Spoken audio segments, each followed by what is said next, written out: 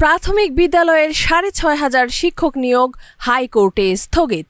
সরকারি প্রাথমিক বিদ্যালয়ের সহকারী শিক্ষক পদে তৃতীয় ধাপে ৬,৫৩১ জনের নিয়োগপত্র প্রদানের সিদ্ধান্ত স্থগিত করেছেন হাইকোর্ট। এ সংক্রান্ত বিষয়ে শুনানি নিয়ে মঙ্গলবার হাইকোর্টের বিচারপতি ফাতেমা নজিব ও বিচারপতি মাহমুদুর রাজির সমন্বয়ে গঠিত বেঞ্চ এ আদেশ দেন। কোটা পদ্ধতি অনুসরণ করে তাদের নিয়োগ দেওয়ায় আদালত এ আদেশ দিয়েছেন। আজ থেকে এই ৬,৫০০ শিক্ষককে নিয়োগপত্র দেওয়ার কথা ছিল। আদালতে রিটের পক্ষে শুনানি করেন ব্যারিস্টার ফয়েজউদ্দিন আহমেদ ও অ্যাডভোকেট কামরুজ্জামান ভূঁইয়া। রাষ্ট্রপক্ষে ছিলেন ডেপুটি অ্যাটর্নি জেনারেল নূর মোহাম্মদ আজমি।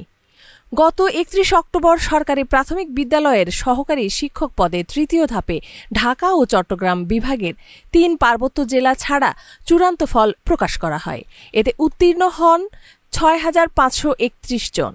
প্রাথমিক শিক্ষা অধিদপ্তরের ওয়েবসাইটে এ ফল প্রকাশ করা হয়। গত ২৮ মে সরকারি প্রাথমিক বিদ্যালয়ের সহকারী শিক্ষক পদে ঢাকা ও চট্টগ্রাম বিভাগের জেলাগুলোর ৩ পার্বত্য জেলা ছাড়া মৌখিক পরীক্ষা সহ নিয়োগ প্রক্রিয়া ৬ মাসের জন্য স্থগিত করেছিলেন হাইকোর্ট। এরপর মৌখিক পরীক্ষা গ্রহণ সংক্রান্ত হাইকোর্ট যে স্থগিতাদেশ দিয়েছিলেন তা আপিল বিভাগ খারিজ করে দেন। এ পরিপ্রেক্ষিতে মৌখিক পরীক্ষা নেয় প্রাথমিক শিক্ষা অধিদপ্তর।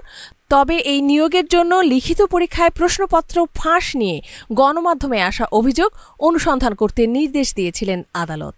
ইফফা তারা খান, ডেস্ক রিপোর্ট, এই সময় টিভি, ঢাকা।